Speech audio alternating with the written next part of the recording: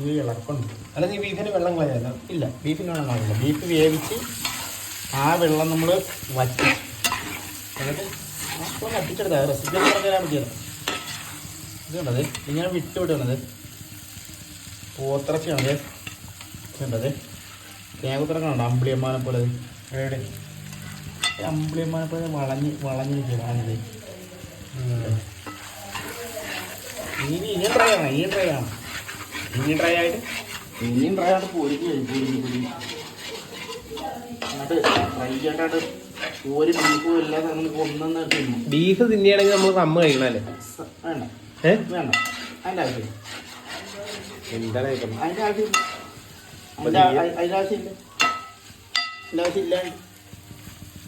കണ്ടത് ഏതാ അങ്ങനെ പറഞ്ഞ കളറൊന്നും കഴിക്കും. ഇവിടെ കോരി ഇടട്ടെ, ഇവിടെ കോരി കഴിക്കട്ടെ.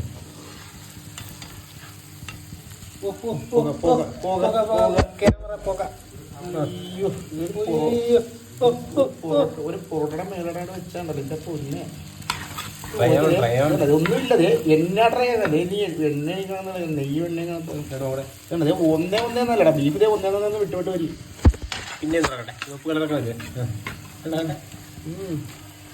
ആയിക്കൊണ്ടിരിക്കും ഈ ഭിത്തിയിലുള്ള ഈ അഴുക്കും കാര്യങ്ങളും. ഇതിനകത്ത് എനിക്കൊരു അഭിപ്രായം പറയട്ടെ. എനിക്കൊരു അഭിപ്രായം പറയണ്ട. ഭിത്തിയിലുള്ള ഇവിടെ നീ ഇവിടെ തന്നെ അടിച്ചാ പറഞ്ഞോളാം.